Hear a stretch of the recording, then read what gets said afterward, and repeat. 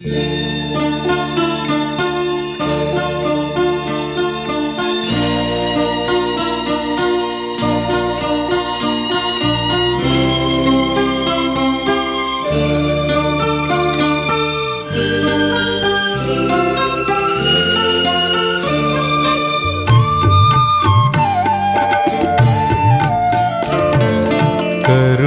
നിറഞ്ഞ പിതാവേ നീ ചൊരിയണേ നിന്നുടെ കാരുണ്യം, നിന്നുടെ കരുണ ധാരകളാ എന്നെ കഴുകണേ നാഥാ നീ. കരുണ നിറഞ്ഞ പിതാവേ നീ ചൊരിയണേ നിന്നുടെ കാരുണ്യം.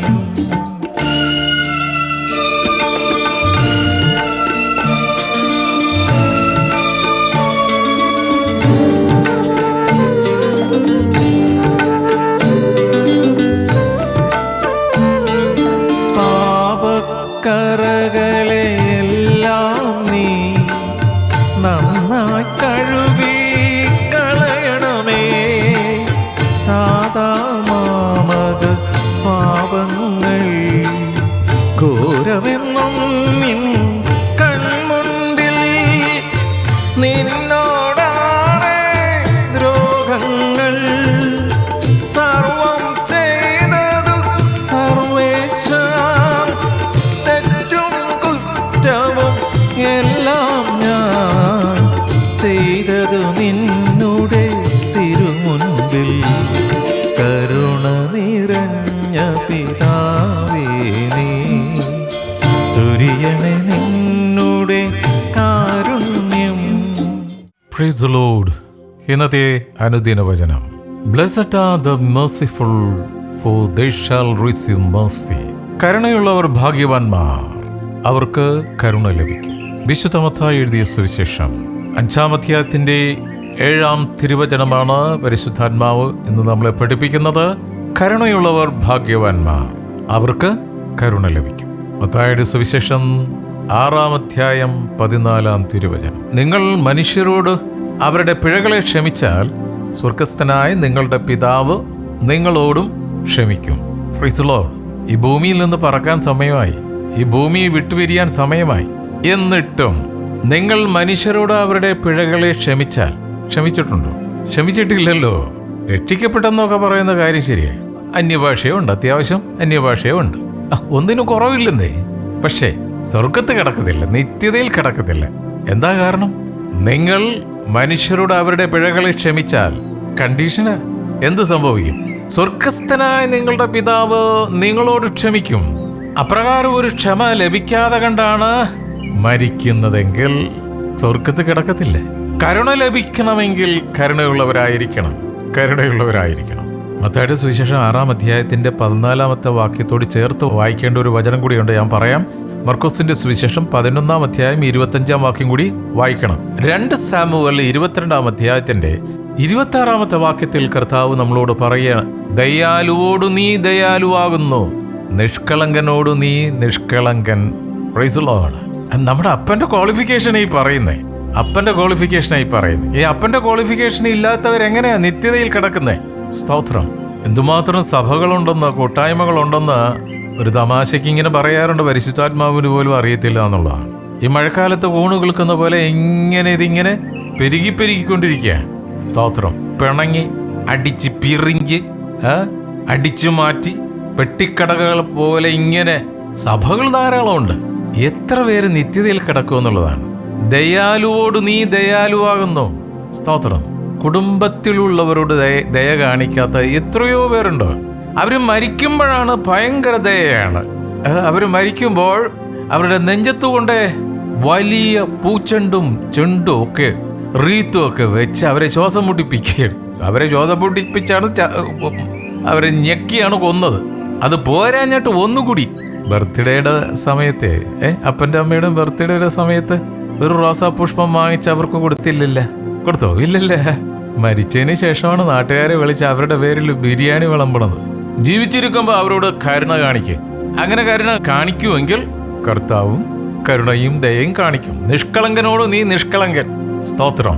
ഒന്നിനെയും വിശ്വസിക്കാൻ പറ്റത്തില്ല ഈ കാലഘട്ടത്തിൽ. അതുപോലുള്ള എല്ലാ തരത്തിലുള്ള വഷളത്വവും പ്രവർത്തിക്കുകയും പിടിച്ചു പറയും. ഇന്ന് ആത്മീയ കോളത്തിലാണ് ഏറ്റവും കൂടുതൽ കള്ളത്തരവും കൊള്ളത്തരവും പിടിച്ചു പറയും ഒക്കെ നടക്കുന്നത്. ഏറ്റവും കൂടുതൽ സ്തോത്രം മനുഷ്യനെ പറ്റിക്കുന്നവർ കയറിയിരിക്കുന്നത് ആത്മീയ കോളത്തിലാണ്. പാവപ്പെട്ട വിശ്വാസികളുടെ പോക്കറ്റ് അടിച്ചു മാറ്റാനായിട്ട്. നിഷ്കളങ്കരായിട്ടുള്ളവരൊന്നും അല്ല നല്ലൊരു ശതമാനം. ഭക്തിയുടെ ഭാഗ്യവേഷമൊക്കെ ഉണ്ട്, ഉള്ളിൻ്റെ ഉള്ളിൽ നിഷ്കളങ്കരല്ല. നിഷ്കളങ്കർ എന്താണെന്ന് അറിയണമെങ്കിലേ കയ്യിലൊരു കുഞ്ഞിരിപ്പുണ്ടല്ലോ, അതിൻ്റെ മുഖത്ത് നോക്കിയാൽ മതി. എവിടുന്ന് ആ കുഞ്ഞിൻ്റെ മുഖത്ത് നോക്കാൻ പോലും ഈ തള്ളയ്ക്ക് സമയമില്ല, ഈ അപ്പനും സമയമില്ല. മത്തായിയുടെ സുവിശേഷം 18-ാം അധ്യായം അതിൻ്റെ 33-ാമത്തെ വാക്യം. സ്തോത്രം. നമ്മൾ ചെയ്യുന്ന ഓരോ ഫണ്ണിയസിറ്റി അത് കാണുകയും കേൾക്കുകയും ചെയ്യുമ്പോൾ നമുക്ക് ഉള്ളിൻ്റെ ഉള്ളിൽ ഭയങ്കരമായിട്ട് ചിരി വരും. അങ്ങനെ ചിരിക്കുന്ന പാവമാണെന്ന് പറഞ്ഞ് ഇരിക്കുന്ന വലിയ ഭക്തന്മാരുണ്ട്. അങ്ങനെയുള്ളവരെ വേണം സൂക്ഷിക്കാനായിട്ട്. ഒന്ന് ചിരിക്കും മനുഷ്യ. എത്ര നാളായി ഒന്ന് ചിരിച്ചിട്ടല്ലേ? ഫ്രീസറിൻ്റെ അകത്തിരിക്കുക. ചിലർക്ക് ചിരിക്കാൻ പാടില്ല. വചനം പറയുമ്പോൾ നമ്മൾ ചിരിക്കാൻ പാടില്ല. കർത്താവ് കരഞ്ഞു എന്ന് ബൈബിളിലുണ്ടല്ലോ. ഉണ്ടോ? ഉണ്ട്. കർത്താവിനേക്കാൾ വലിയവരല്ലല്ലോ നമ്മൾ. കർത്താവ് കരഞ്ഞെങ്കിൽ കർത്താവ് ചിരിച്ചു കാണും. പക്ക മനുഷ്യനായിരുന്നു, പക്ക ദൈവമായിരുന്നു ആ കർത്താവ്. കരഞ്ഞു എപ്പോൾ? ലാസറിന്റെ ശവകൂടീരത്തിന് മുമ്പിൽ. ആ കർത്താവ് ചിരിച്ചും കാണും. എന്റെ ഭാവനയിൽ എപ്പോഴാ കർത്താവ് ചിരിച്ചെന്നറിയോ? ഈ കുഞ്ഞുങ്ങളെ അവരുടെ തലയിൽ കൈവച്ച് ആശീർവദിക്കാനായിട്ട് ആൾക്കാർ കുഞ്ഞുങ്ങളെ കൊണ്ടുവന്നല്ലോ. എന്നിട്ട് കർത്താവ് മുഞ്ഞിമൂക്കൊക്കെ കാണിച്ച പത്രോസിനെയൊക്കെ തടഞ്ഞിട്ട് പറഞ്ഞു, മാറ്, അവർ എൻ്റെ അടുത്ത് വരട്ടെ, അവരെ തടയരുത്, സ്വർഗരാജ്യം അവർക്കുള്ളതാ പത്രോസേ. എൻ്റെ കയ്യിലെടുത്തിട്ട് അതിങ്ങനെ നോക്കി ഒന്ന് ആലോചിച്ച് ആ സീനൊന്ന് ആലോചിക്കണേ. കർത്താവ് കുഞ്ഞുങ്ങളെ കയ്യിലെടുക്കുന്നതും നമുക്ക് ചോദിക്കുന്ന ചോദ്യം എന്താണെന്നറിയാം. പേരെന്താണ്? ഞാൻ കർത്താവാണ് എന്നാണ്. സാധാരണ ഒരു കുഞ്ഞിനെ കയ്യിലെടുക്കുമ്പോൾ നമ്മൾ എന്താ പറയുക? നമ്മളുടെ സാധാരണ ഭാഷയാണ് അതുങ്ങളോട് പറയാം. കച്ച എന്തുറ്റാണ് ഇപ്പോൾ കൊച്ചിൻ്റെ പേര്? എന്തുറ്റാണ്? അങ്ങനെയല്ലേ സംസാരിക്കണം. നോർമലായിട്ട് ഇത്തിരി ഹ്യൂമർ സെൻസ് ഉള്ളവരൊക്കെ അങ്ങനെ സംസാരിക്കുകയുള്ളൂ. കർത്താവ് കുഞ്ഞുങ്ങളെ കയ്യിലെടുത്തപ്പോൾ ചിരിച്ചു, നന്നായിട്ട് ചിരിച്ചു. ഇപ്പൊ കുഞ്ഞുങ്ങളെ കണ്ടാൽ അതുങ്ങളെ എടുത്ത് തൊട്ടിയിലിടാനായിട്ടുള്ള ദേഷ്യമായിട്ട് ഇരിക്കുന്നവരൊക്കെ ഇപ്പൊ എന്നെ കേട്ടുകൊണ്ടിരിപ്പുണ്ട്. ഒന്ന് ചിരിക്കാൻ മച്ചി അപ്പച്ച. മത്തായിയുടെ സുവിശേഷം 18-ാം അധ്യായം 33-ാമത്തെ വാക്യത്തിൽ കർത്താവ് നമ്മളോട് സംസാരിക്കുകയാണ്. എനിക്ക് നിന്നോട് കരുണ തോന്നിയതുപോലെ നിനക്കും കൂട്ടുകാരനോട് കരുണ തോന്നേണ്ടതല്ലയോ എന്ന് പറഞ്ഞു. ദൈവത്തിന് അവന്റെ സൃഷ്ടിയായ മനുഷ്യനോട് കരുണ കാണിച്ച്, അങ്ങനെയെങ്കിൽ നിനക്ക് നിന്റെ സഹജീവിയോട് കരുണ കാണിച്ചുകൂടെ എന്നാ കർത്താവ് ചോദിക്കുന്നത്. കരുണ കാണിക്കുന്നില്ലല്ലോ എൻ്റെ കരുണാകര. പേര് ക്രിസ്ത്യാനികൾക്ക് പൊതുവെ കരുണാകരനൊന്നും പേരിടാറില്ലല്ലോ, കാരണം അവർക്ക് ആ ഗുണമില്ല. സ്തോത്രം. കരുണാകരൻ എന്ന പേരുള്ളവരെ വേണ്ടി ഞാൻ ദൈവത്തിന് സ്തോത്രം ചെയ്യുകയാണ്. കർത്താവ് പറയണം, എനിക്ക് നിന്നോട് കരുണ തോന്നിയതുപോലെ നിനക്കും കൂട്ടുകാരനോട് കരുണ തോന്നേണ്ടതല്ലയോ എന്ന് പറഞ്ഞ്, എനിക്കും നിന്റെ അപ്പനോട് കരുണ തോന്നിയതുപോലെ, എനിക്കും നിന്റെ അമ്മയോട് കരുണ തോന്നിയ പോലെ, എനിക്കും നിന്റെ സഹോദരനോട് കരുണ തോന്നിയ പോലെ, എനിക്കും നിന്റെ സഹോദരിയോട് കരുണ തോന്നിയതുപോലെ, എനിക്കും നിന്റെ അമ്മായി അപ്പനോട് കരുണ തോന്നിയതുപോലെ, എനിക്കും നിന്റെ അമ്മായി അമ്മയോട് കരുണ തോന്നിയതുപോലെ നിനക്കും കരുണ തോന്നേണ്ടതല്ലയോ എന്ന് കർത്താവ് ഇപ്പൊ ചോദിക്കുക. ഈ ചോദ്യത്തിന് ഉത്തരം കൊടുക്കാൻ തൻ്റെ ഇടമുണ്ടാ? സ്തോത്രം. വെറുതെ വലിയ വായിൽ ഇങ്ങനെ പ്രാർത്ഥിച്ചിട്ട് കാര്യമില്ല. വാ തുറന്നാൽ അന്യ ഭാഷയായിരിക്കും. അത് പൂട്ടിക്കഴിഞ്ഞാൽ പിന്നെ തുറക്കുമ്പം വേറെ അനിയന്റെ ഭാഷയായിരിക്കും വരുന്നത്. അന്യഭാഷ, തമിഴ്നാട്ടിലെ തമിഴായിരിക്കും വരുന്നത്. അത്രയും അഭിഷേകം ഇങ്ങനെ കവിഞ്ഞൊഴുകുന്ന ആൾക്കാർ ഈ പ്രഭാതത്തിൽ കർത്താവിൻ്റെ വചനം കേൾക്കുന്നുണ്ട്. ഹല്ലേലൂയ. അപ്പൻ്റെ ഗുണമാണ് പരിശുദ്ധാത്മാവ് നമ്മളെ പഠിപ്പിക്കുന്നത്. എഫെസ്യ ലേഖനം അതിന്റെ 4-32 വാക്യത്തിൽ പറയണേ, നിങ്ങൾ തമ്മിൽ ദയയും മനസ്സലിവുള്ളവരായി ദൈവം ക്രിസ്തുവിൽ നിങ്ങളോട് ക്ഷമിച്ചതുപോലെ അന്യോന്യം ക്ഷമിപ്പിൻ. കർത്താവ് നമ്മളോട് ക്ഷമിച്ചത് എങ്ങനെയാണെന്ന് കർത്താവിന് ഒന്ന് ചോദിക്കേ. കർത്താവ് പറയും, വാ ഞാൻ കാണിച്ചു തരാം. കാൽവരി മലയെ കൊണ്ടുപോയി ആ കുരിശിൽ ആ കൈ ഇങ്ങനെ രണ്ടു വശത്തോട്ടും ഇങ്ങനെ വിരിച്ചു പിടിച്ചിട്ട് കർത്താവ് പറയും, ലുക്ക് അറ്റ് മീ, എന്നെ നോക്ക്, എങ്ങനെയാണ് ഞാൻ നിന്നോട് ക്ഷമിച്ചത്. എങ്ങനെ? കുരിശിൽ തൂങ്ങി മരിച്ചുകൊണ്ട് എന്നോടും നിന്നോടും കർത്താവ് ക്ഷമിച്ചത്. അപ്രകാരം ക്ഷമിക്കാൻ തൻ്റെ ഇടമുണ്ടോ? വലിയ സ്പിരിച്വാലിറ്റി പറയുന്നല്ലോ, വലിയ ആത്മീയത പ്രസംഗിക്കുന്നല്ലോ. സ്തോത്രം. പോയി കോർട്ടിൽ കൊടുത്തിരിക്കുന്ന കേസ് പിൻവലിച്ചിട്ട് വന്ന് പ്രസംഗിക്കും. സ്തോത്രം. ബൈബിളെടുത്ത് ബൈബിള് വ്യാഖ്യാനിക്കുന്ന, വെളിപ്പാട് പുസ്തകമൊക്കെ വ്യാഖ്യാനിക്കുന്നത് കണ്ടു കഴിഞ്ഞാൽ ലൂസിഫർ ഇങ്ങനെ മൂക്കത്ത് കയ്യും വെച്ച് നോക്കിയിരിക്കും. ഇത് നമ്മുടെ ആളല്ലേ ഈ പ്രസംഗിക്കുന്നേ? ഇവനല്ലേ ഇന്നലെ എൻ്റെ കൂടെ വന്നില്ലേ അവൻ്റെ അനിയനെതിരായിട്ട് കേസ് കൊടുത്തത്? അവൻ ബൈബിൾ വ്യാഖ്യാനിക്കുന്ന എന്ന് ലൂസിഫറിനെ കൂടെ പറയിപ്പിക്കല്ലേ. എബ്രായ ലേഖനം 6-ാം അധ്യായത്തിൻ്റെ 10-ാമത്തെ വാക്യത്തിൽ കർത്താവിൻ്റെ ഒരു ഗുണത്തെക്കുറിച്ച് പരിശുദ്ധാത്മാവ് നമ്മളെ പഠിപ്പിക്കുകയാണ്. ദൈവം നിങ്ങളുടെ പ്രവൃത്തിയും വിശുദ്ധന്മാരെ ശുശ്രൂഷിക്കുന്നതിനാലും തൻ്റെ നാമത്തോട് കാണിച്ച സ്നേഹവും മറന്നു കളയുവാൻ തക്കവണ്ണം അനീതിയുള്ളവനല്ല. സ്തോത്രം. കർത്താവ് നമ്മുടെ ഓരോ പ്രവൃത്തികളും കാണുകയാണ്. അത് റെക്കോർഡ് ചെയ്ത് വെച്ചിട്ടുണ്ട്. പവർ കട്ടില്ലാത്തത് കർത്താവിൻ്റെ ക്യാമറയ്ക്ക് മാത്രമാണ്. എല്ലാം സ്വർഗം റെക്കോർഡ് ചെയ്യുന്നുണ്ട്. സ്തോത്രം. റെക്കോർഡ് ചെയ്യുന്നുണ്ട്. കർത്താവ് മറക്കത്തില്ല. മറവി പൊതുവെ മനുഷ്യനാണ്. പക്ഷെ ഒരു കാര്യം, ഭയങ്കര ഓർമ്മശക്തി എവിടെയാണെന്ന് ഞാൻ പറഞ്ഞുതരാം. അളിയൻ അന്ന് പറഞ്ഞ കാര്യമുണ്ടല്ലോ, ഇത് എൻ്റെ ഈ നെഞ്ചാങ്കൊട്ട് ഇരിപ്പുണ്ട്. ഞാൻ മറക്കത്തില്ല. മരിച്ചാലും ഞാൻ മറക്കില്ല. ഭയങ്കര ഓർമ്മശക്തിയാ. എവിടെ മരിച്ചാലും മറക്കത്തില്ല. കർത്താവിൻ്റെ വചനോ അത് മാത്രം ഓർമ്മയിലില്ല. അതുകൊണ്ടാണല്ലോ ഇപ്പോഴും സഹോദരന്റെ വീട്ടിൽ പോയിട്ടില്ലല്ലോ, ഭാര്യയുടെ കുടുംബത്തിൽ പോയിട്ടില്ലല്ലോ, വിശ്വാസിയുടെ കുടുംബത്തിൽ പോലും കയറിയിട്ടില്ലല്ലോ. ഹല്ലേലൂയ. കരുണയുള്ളവർ ഭാഗ്യവാന്മാർ. അതുകൊണ്ട് ദൈവത്തിന്റെ വചനം ക്ലോസ് ലേഖനം 3-ാം അധ്യായം 12-ാം വാക്യം. അതുകൊണ്ട് ദൈവത്തിന്റെ വൃതന്മാരും വിശുദ്ധന്മാരും പ്രിയരുമായുള്ളവരെ മനസ്സലിവ്, ദയ, താഴ്മ, സൗമ്യത, ദീർഘക്ഷമ എന്നിവ ധരിക്കുവിൻ. പല കാര്യങ്ങൾ ഊരിക്കളഞ്ഞിട്ടുണ്ടല്ലോ. വിശുദ്ധിയുടെയും വേർപാടിന്റെയും പേരും പറഞ്ഞു എന്തെങ്കിലുമൊക്കെ ഊരി എറിഞ്ഞു കളഞ്ഞാൽ എന്തെങ്കിലുമൊക്കെ ധരിക്കണ്ടേ? എന്താ ധരിക്കേണ്ടതെന്ന് പരിശുദ്ധാത്മാവ് പഠിപ്പിക്കുകയാണ്. അതുകൊണ്ട് ദൈവത്തിൻ്റെ വൃതന്മാരും വിശുദ്ധന്മാരും പ്രിയരുമായി മനസ്സലിവ്, ദയ, താഴ്മ, സൗമ്യത, ദീർഘക്ഷമ എന്നിവ ധരിച്ചുകൊള്ളുവിൻ. ഇങ്ങനെയുള്ളവർക്ക് കരുണ കിട്ടും, കരുണ ലഭിക്കും. ആരിൽ നിന്ന്?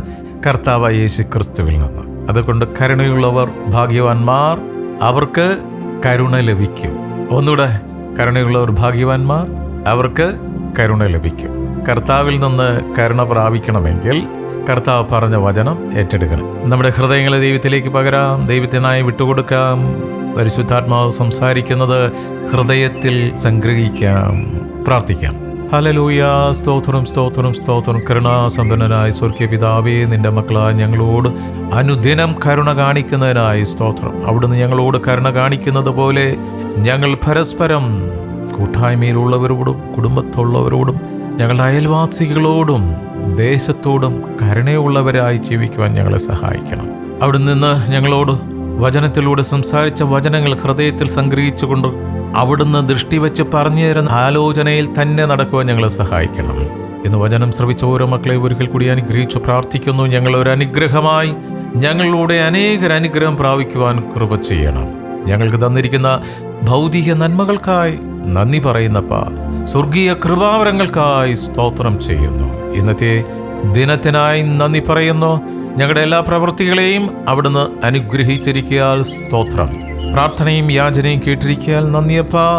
യേശുവിൻ നാമത്തിൽ തന്നെ. ആമേൻ, ആമേൻ, ആമേൻ.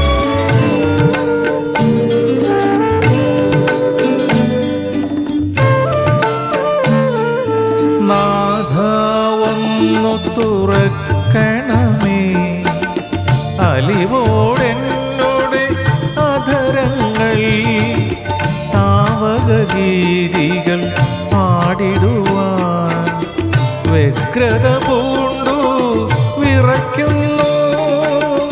എളിമ നിറഞ്ഞൊരു ഹൃദയത്തിൽ ഉള്ളു തകർന്നുള്ള അനുതാപം നിരസിക്കല്ലേ കർത്താവേ. കരുണ നിറഞ്ഞ പിതാവേ നീ, കരുണ നിറഞ്ഞ പിതാവേ നീ, ചൊരിയണേ നിന്നുടെ കാരുണ്യം, നിന്നുടെ കരുണ